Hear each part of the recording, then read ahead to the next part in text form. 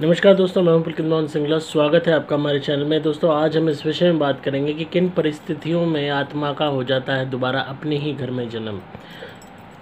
दोस्तों, अपने घर को हर कोई प्यार करता है, अपनी फैमिली को हर कोई प्यार करता है। हर कोई चाहता है कि उनके घर वाले, माँ बाप उनके साथ रहें, उनको प्यार दें, उनका साथ कभी ख़त्म ना हो।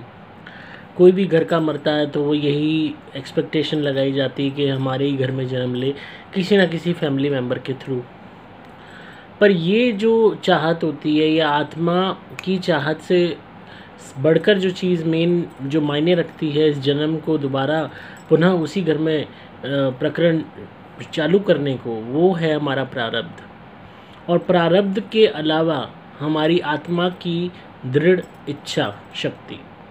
बहुत सी आत्माएं ऐसी होती हैं जो अपने जीवन काल में अपने फैमिली मेम्बर्स से इतना गहरा अटैचमेंट बना लेती हैं, जो अटैचमेंट वो मरने के बाद भी नहीं छोड़ती हैं, और उसकी निष्ठा इतनी गहरी होती है कि ईश्वर तक विवश हो जाते हैं उसको उसी घर में दोबारा जन्म देने के लिए। हालांकि कर्म बंधन को कोई नहीं काट सकता, कर्म बंधन के अगेंस्ट कोई नहीं जा सकता।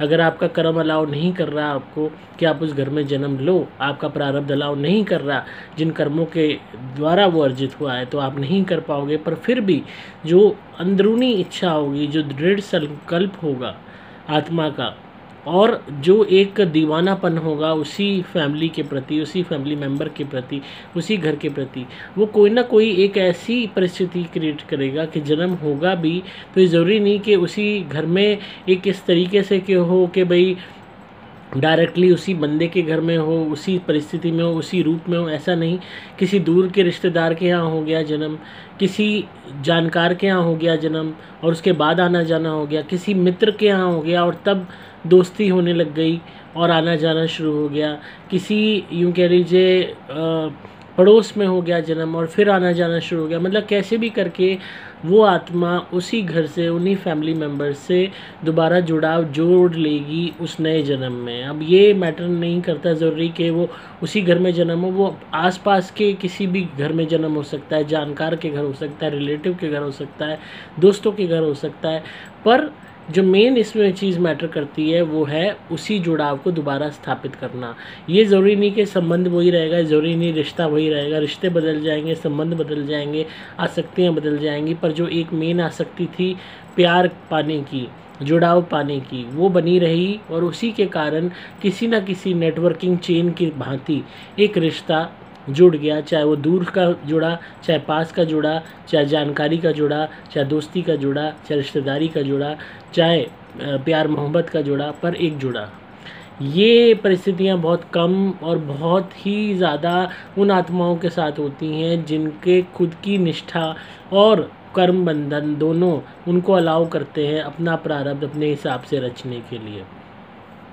हर आत्मा व्याकुल होती है अपने घर ही जन्म लेने के लिए, पर ऐसी आत्माएं भी होती हैं जो अपनी फैमिली से इतनी परेशान होती हैं, इतनी दुखी होती हैं, जीवन काल में इतने उन्होंने दुख झेले होते हैं कि वो तौबा कर लेती हैं, कहती हैं अगर हमारा जन्म भी हो तो इस घर में ना हो, ये रिश्तेदार हमें ना मिले, ये घर वाले हमारे ना हों, ये माँ बाप हमें ना मिले, ऐसे भाई बहन हमें ना मिले। इस सोच के साथ जब जन्म होता है तो भी कभी कभी आत्मा कहीं और जन्म ले लेती है, पर घर वाले बाद में रियलाइज़ कर रहे होते हैं कि भाई हमने दुख दिए, वो कहते हैं कि है हमारे घर में ही जन्म ले ले। उनकी निष्ठा इतनी गहरी होती है कि वो यूँ कह लीजिए कि जो दूसरे की इच्छा है कि मैं जन्म ना लूँ, उस पर भारी पड़ जाती है उनकी इच्छा कि नहीं ये जन्म ले। कभी कभी एक तरफा सोच होती है उस नेगेटिव सोचने वाले की कि घर वाले बुरे हैं, कभी कभी घर वाले सही होते हैं, पर उनकी जो निष्ठा है वो समझ जाने में, उनकी जो इंटेंशंस है वो समझाने में वो सही नहीं हो पाते हैं, वो तरीके से बता नहीं पाते हैं जीवन काल में। अधूरे सपने, अधूरी बातें, अधूरे रिलेशनशिप रह जाते हैं। और कहीं ना कहीं कि उनमें से अगर किसी एक की निष्ठा आत्मा की तगड़ी हुई और प्रारब्ध के साथ मैच कर गई, तब कहीं ना कहीं ये चीज़ें हो जाती हैं कि ना चाहते हुए भी आत्मा उसी घर में जन्म ले लेती है जहाँ वो नहीं लेना चाहती।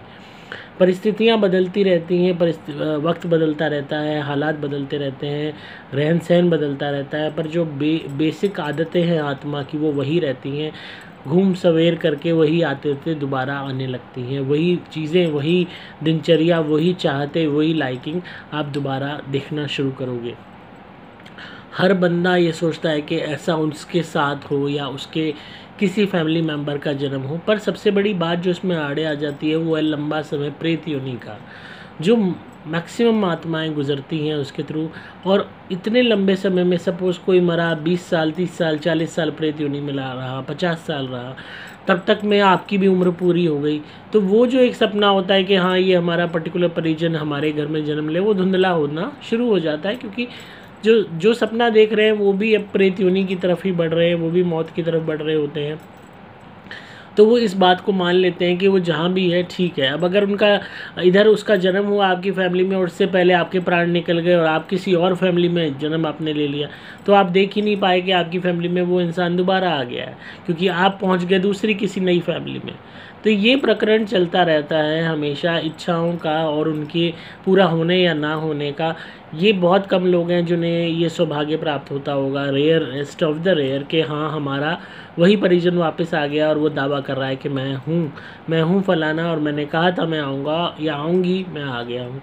ये बहुत कम केसेस में होता है। मैक्सिमम केसेस में हम सिर्फ इच्छा ही करते रह जाते हैं। एक हमारे अंदर की जो एक सोच होती है, जो एक ख्याल होते हैं, जो भावनाएं होती हैं, उन्हीं का उथल पुथल भरा एक सागर घूमता रहता है, चलता रहता है, जो हमें बार बार इस चीज़ के लिए फोर्स करता है। मानने न मानने के लिए हम ईश्वर से प्रार्थना करते हैं कि वो इंसान हमारे जीवन में आ जाए। बाकी सब अगेन आत्मा, उसके प्रारब्ध, कर्म बंधन, इन्हीं सब पे बेस्ड है। इससे विपरीत कोई नहीं जा सकता, इससे विमुख कोई नहीं हो सकता।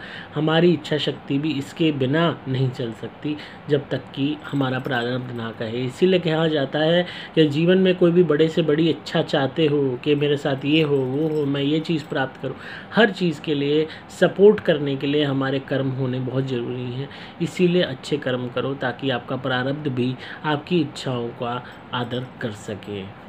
तो आई होप आपको आज की वीडियो पसंद आई होगी। तो इसी तरह सुनते रहिए, प्यार देते रहिए, सब्सक्राइब कीजिए चैनल को ताकि आपको पारलौकिक और आध्यात्मिक दुनिया का ज्ञान मिलता रहे। अगर आप किसी भी भूत प्रेत व्याधा से परेशान हैं, कोई भी नेगेटिविटी हो गई है, ब्लैक मैजिक किसी ने घर पे कर दिया है, काम नहीं चलता है, घर नहीं बन रहा है, घर बना रहे हो और उसमें दिक्कतें आ रही हैं, नौकरी बार बार छूट रही है, घर में कलेश रहता है, मार पिटाई झगड़ा रहता है, हर वक्त दुश्मन बहुत हैं, तो आप मेरी धुनी ज़रूर मंगवाइए। प्लैटिनम धुनी है, सुपर स्पेशल एक्स्ट्रा धुनी। घर में इसको गोबर के उपले पे जलाना शुरू कीजिए। हर तरीके की नकारात्मक ऊर्जा, नज़र, हाय, दोष, टोप, काला जादू, हर एक का नाश कर देगी।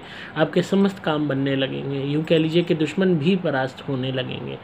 आप उसके अलावा मेरे द्वारा अभिमंत्रित कवच या लॉकेट धारण कर सकते हैं। इससे सदैव आपकी रक्षा होगी, बचाव होगा और अकाल मृत्यु का भय खत्म हो जाएगा। ऊपरी बाधा नहीं सता पाएगी।